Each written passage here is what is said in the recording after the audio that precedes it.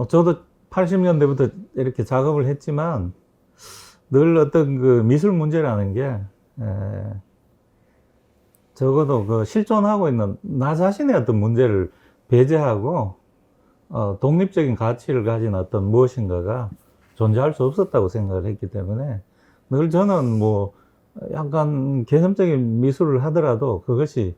제가 어떻게 세계를 바라보는가 또는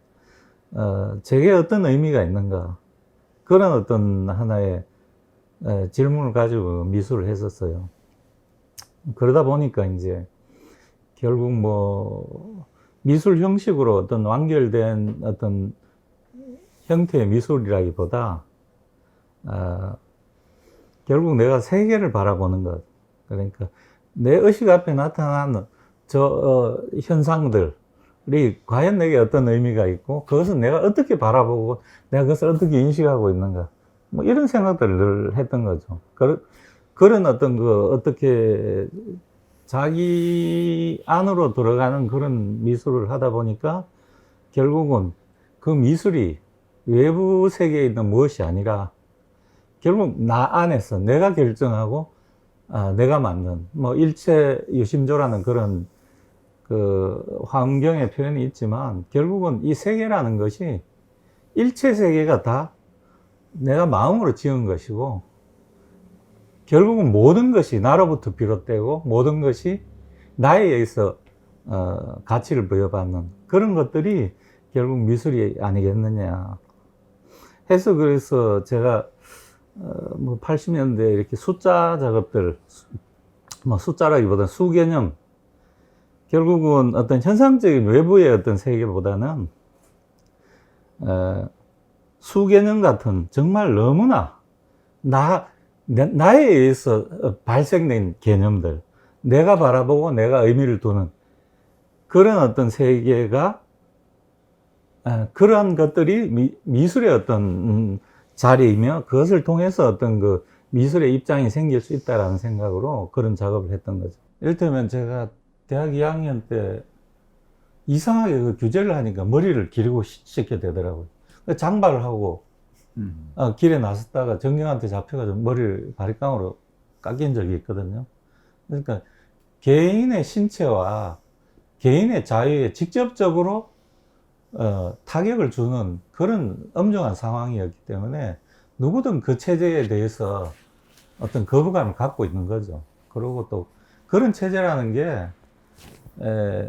물론 뭐 어떤 그 직접적으로 어떤 그 미학을 타격하는 그런 정도는 아니겠지만 결국은 예술이 자유의 기반을 두고 있는 인간 활동이라면 뭐 그건 거기에 대해서 그런 제약이라는 것은 엄청나게 공포스러운 거고 그렇다고 하더라도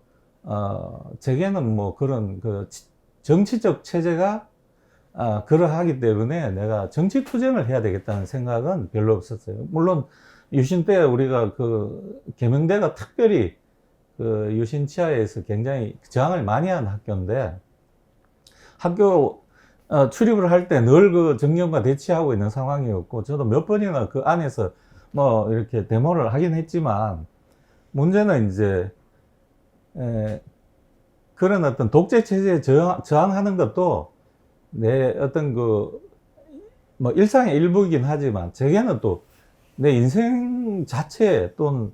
내가 미술이라는 걸 하고 있는데 이게 나한테 얼마나 의미가 있는가 또는 어떻게 해야 되나 이런 어떤 절박감의 크기가 어떻게 보면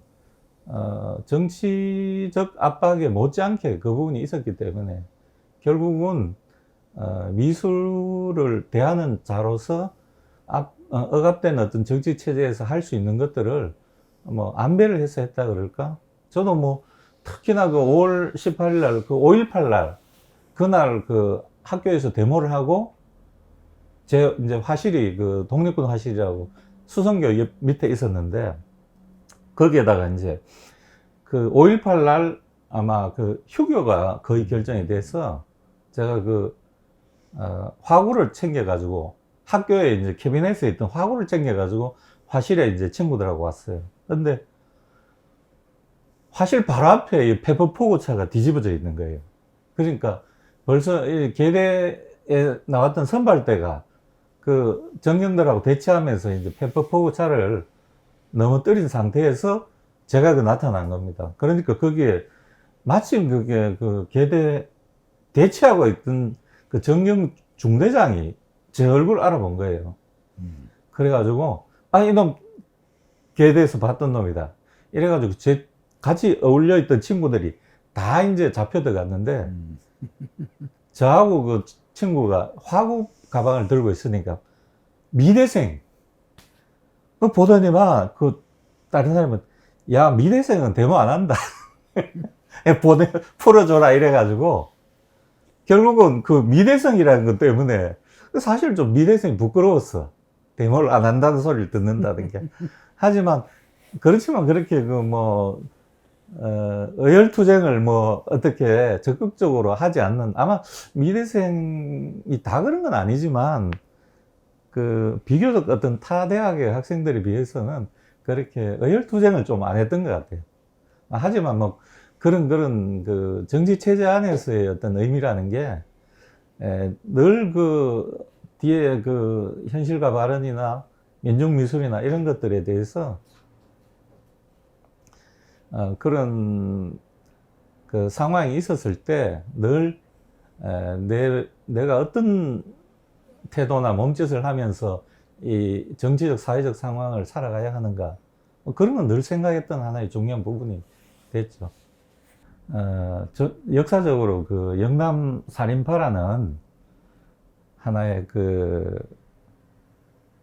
역사를 돌아보면 경상도 지역, 특히 물론 그 범위는 넓지만 회제 이현적 선생님이 영남 살인파의 이제 종조다라는 표현을 하는데, 저 자신도 이제 아버지가 유학자여서 그런 건 아닌데, 그 성리학이나 그런 어떤 그 유학 정신들이 모든 어떤 그 이 지역 사람들한테 정신적으로 투사가 됐다라고 생각해요. 그러다 보니까 미술을 하는 태도도 제가 봐서는 왜 실험 미술이라든지 개념 미술이라든지 하는 이런 어떤 미술 형태가 굉장히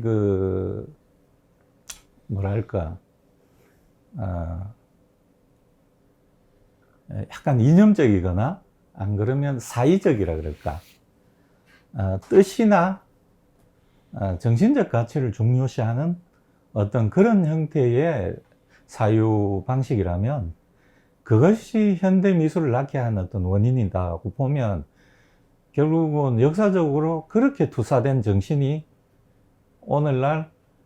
대구 현대미술제를 낳게 한 원인 중에 하나가 아니겠나. 왜냐하면 그 어떤 미술 정신에 공감을 한다는 것은 이미 자기 안에 어느 정도 그 공감할 수 있는 기제가